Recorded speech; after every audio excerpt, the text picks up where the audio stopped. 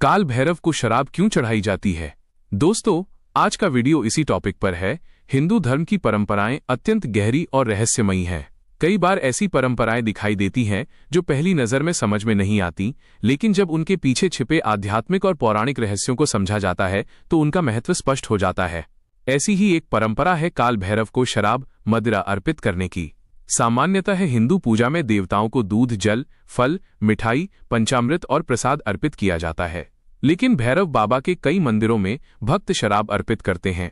यह परंपरा भारत के कई स्थानों पर प्रचलित है, विशेष रूप से काल भैरव मंदिर उज्जैन और काल भैरव मंदिर वाराणसी में। बहुत से लोग ये देखकर आश्चर्य करते हैं कि एक देवता को शराब क्यों चढ़ाई जाती है। क्या वास्तव में भगवान शराब पीते हैं या इसके पीछे कोई गहरा आध्यात्मिक अर्थ छिपा हुआ है? इस प्रश्न का उत्तर हमें पौराणिक कथाओं, तांत्रिक परंपराओं और आध्यात्मिक प्रतीकों में मिलता है। आखिर काल भैरव कौन है? काल भैरव भगवान शिव का अत्यंत उग्र और शक्तिशाली रूप माने जाते हैं। काल शब्द का अर्थ है समय और मृत्यु। भैरव शब्द का अर्थ है भय को नष्ट करने वाला। इस प्रकार काल भैरव का अर्थ हुआ वह शक्ति जो समय के स्वामी हैं और जो हर प्रकार के भय का नाश करते हैं। शास्त्रों में कहा गया है कि संसार में जन्म लेने वाले प्रत्येक जीव की आयु और समय का नियंत्रण काल भैरव के हाथ में होता है। वे धर्म की रक्षा करने वाले और अधर्म को दंड देने वाले देवता माने जाते हैं। इसी कारण उन्हें न्याय के देवता भी कहा जाता है।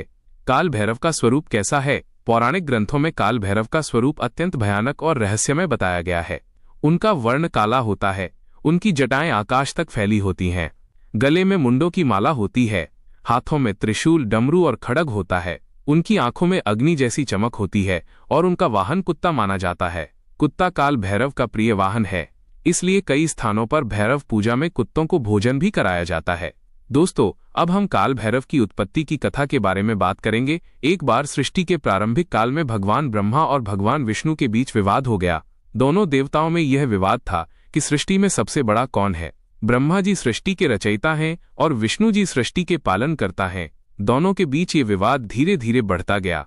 देवताओं और ऋषियों में चिंता फैल गई। तभी आकाश में एक दिव्य प्रकाश प्रकट हुआ। वो प्रकाश था भगवान शिव का। शिव ने दोनों देवताओं को समझाने का प्रयास किया कि अहंकार त्याग देना चाहिए, लेकिन उस समय ब्रह्मा जी अहंकार में डूब चुके थे। उन्होंने स्वयं को सबसे बड़ा घोषित कर दिया। इतने में भगवान शिव को क्रोध आ गया। जब भगवान शिव ने ब्रह्मा का अहंकार देखा तो उनका क्रोध भयंकर रूप में प्रकट हुआ। उनके क्रोध से एक भयानक और तेजस्वी शक्ति प्रकट हुई। ये शक्ति थी काल भैरव। भैरव का रूप इतना भयानक था कि देवता भी भयभीत हो गए। उनकी गर्जना से तीनों लोक कांप उठे। कथाओं के अनुसार भगवान ब्रह्मा के 5 सिर थे, उनमें से एक सिर लगातार शिव की निंदा कर रहा था। अहंकार से भरे उस सिर को देखकर काल भैरव अत्यंत क्रोधित हो गए। उन्होंने अपने नाखून से ब्रह्मा का 5वां सिर काट दिया। यह घटना ब्रह्मांड में एक बड़ी घटना थी। जैसे ही ब्रह्मा का सिर कटा, वो सिर काल भैरव के हाथ से चिपक गया था, जो ब्रह्म हत्या के पाप का प्रतीक बन गया था। अब भैरव को इस पाप से मुक्ति पाने के लिए भिक्षुक बनकर पृथ्वी पर घूमना पड़ा। उनके हाथ में ब्रह्मा का कटा हुआ सिर था, जिसे कपाल कहा जाता है। इसी कारण उन्हें कपाल भैरव भी कहा जाता है। अब शुरू होती है भिक्षाटन की कथा। पाप से मुक्ति पाने के लिए काल भैरव को भिक्षा मांगते हुए पृथ्वी पर घूमना पड़ा।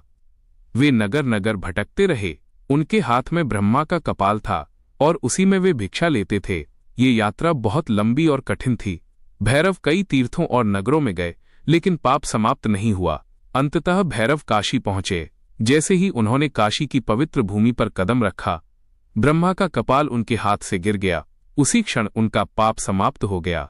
इसी कारण काशी को मोक्ष की नगरी कहा जाता है। इसके बाद भगवान शिव ने काल भैरव को काशी का रक्षक बना दिया। तभी से उन्हें काशी का कोतवाल कहा जाता है। मान्यता है कि काशी में आने वाले हर व्यक्ति को पहले काल भैरव का दर्शन करना चाहिए। शराब चढ़ाने की परंपरा कैसे शुरू हुई? अब प्रश्न आता है कि भैरव बाबा को शराब क्यों चढ़ाई जाती है। इसका संबंध मुख्य रूप से तांत्रिक साधना से है। तंत्र परंपरा में 5 विशेष तत्वों का उल्लेख मिलता है, जिन्हें पंचमकार कहा जाता है। इनमें शामिल हैं मदिरा, मांस, मत्स्य, मुद्रा, मैथुन। इनका प्रयोग तांत्रिक साधना में प्रतीकात्मक रूप से किया जाता है। क्योंकि काल भैरव तांत्रिक साधना के प्रमुख देवता माने जाते हैं, इसलिए उन्हें मदिरा अर्पित की जाती है। उज्जैन का रहस्य क्या है, इस पर थोड़ा बात कर लेते हैं। भारत में काल भैरव मंदिर उज्जैन इस परंपरा के लिए विशेष रूप से प्रसिद्ध है। यह मंदिर उज्जैन में स्थित है और महाकालेश्वर ज्योतिर्लिंग से जुड़ा हुआ है। यहाँ भक्त शराब की बोतल लेकर आते हैं और पुजारी उसे भगवान के मुख के पास रखते हैं। आश्चर्य की बात यह है कि शराब धीरे धीरे गायब हो जाती है। भक्तों का विश्वास है कि भैरव बाबा स्वयं इसे स्वीकार करते हैं।